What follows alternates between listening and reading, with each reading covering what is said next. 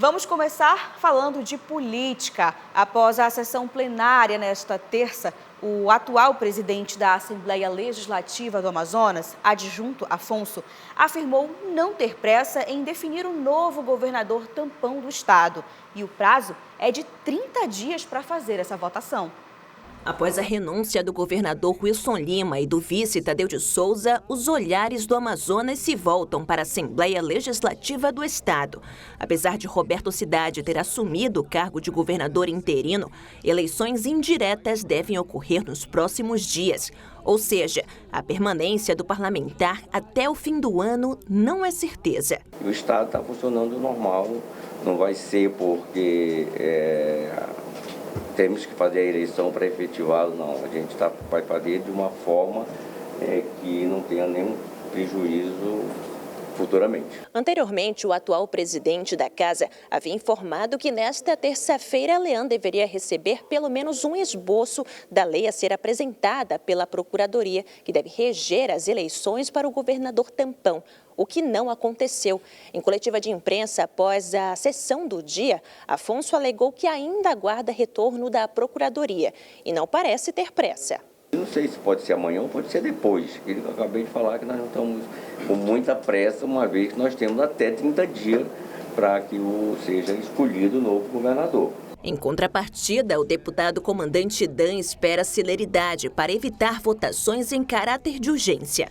Então, nós, como convivemos aqui na casa, participamos de diversas votações em que o teor é apresentado em cima da hora e nós não temos tempo de analisar aquilo que estamos, de alguma maneira, votando, né? Então, nesse caso, especificamente e principalmente, eu penso que, com bastante antecedência, aquilo que está sendo preparado para esse pleito deve ser apresentado aos deputados. Sobre se tornar candidato, o parlamentar não descarta, mas se mostra mais inclinado a um apoio direto a Omar Aziz e aliados. Até aqui, eu tenho me posicionado favoravelmente ao plano de governo que o senador Omar Aziz está construindo. Eu mesmo participei da construção do plano de governo do senador Omar Aziz no que diz respeito à segurança pública. Eu entendo que a política de segurança pública no estado do Amazonas precisa ser revista completamente,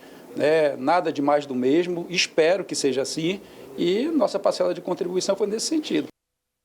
Só para a gente reforçar aqui esse prazo, ele é de 30 dias, como agora presidente da Assembleia Legislativa, Adjunto Afonso, falou na reportagem da Linda Almeida, a partir de segunda-feira, né? Ou seja, essa contagem ela começou a ser feita ontem, segunda-feira, dia 6. Então, existe todo esse prazo, existe toda essa preparação, mas também é muito importante a gente reforçar o que o deputado da Câmara falou, que não é legal deixar para a última hora, porque aí começa essa tramitação em caráter de urgência e essa dinâmica ela pode ser um pouco prejudicial, né, para alguns.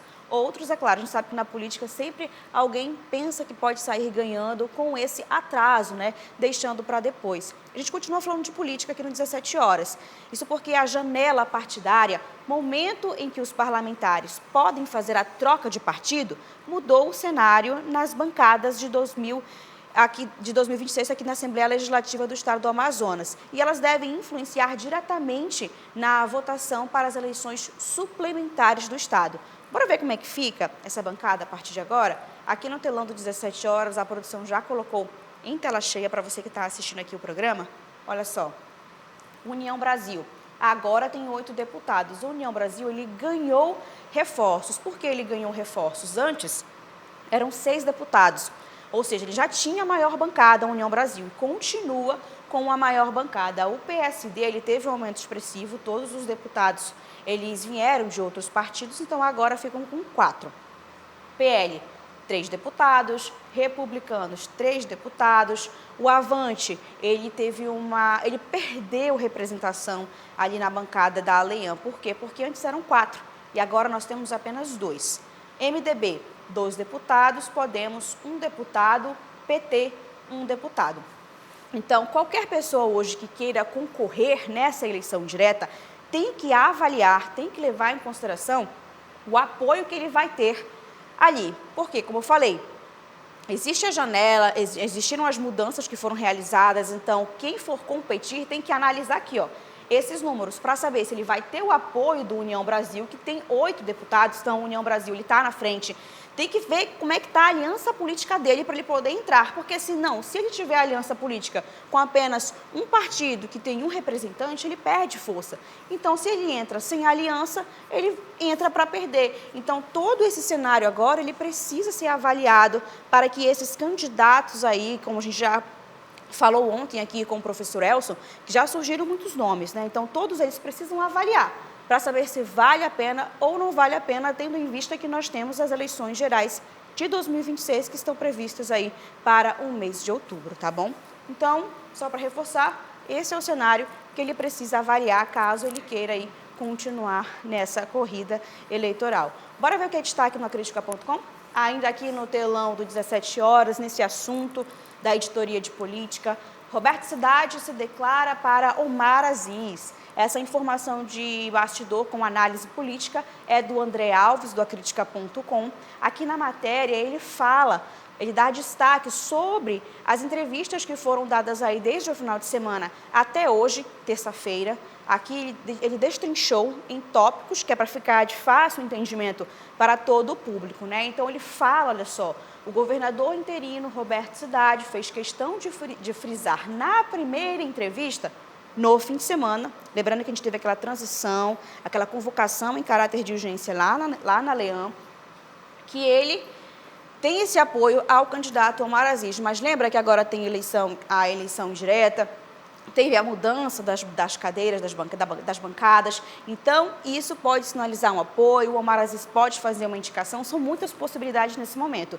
E o André Alves, ele explica como é que está esse cenário aqui na matéria. Convido você a ler essa matéria na íntegra do Acritica.com, o QR Code vai aparecer aqui na sua tela, é só você pegar o seu celular, abrir a câmera e apontar para esse QR Code que você já vai ter acesso direto a essas informações de bastidores e também essa análise política do André Alves, que é comentarista do grupo Rede Calderaro de Comunicação. Quer continuar bem informado com as principais notícias aqui da nossa região? Então se inscreve no nosso canal, ativa o sininho para não perder nenhuma notificação e a gente se encontra pelas próximas notícias. Tchau, tchau.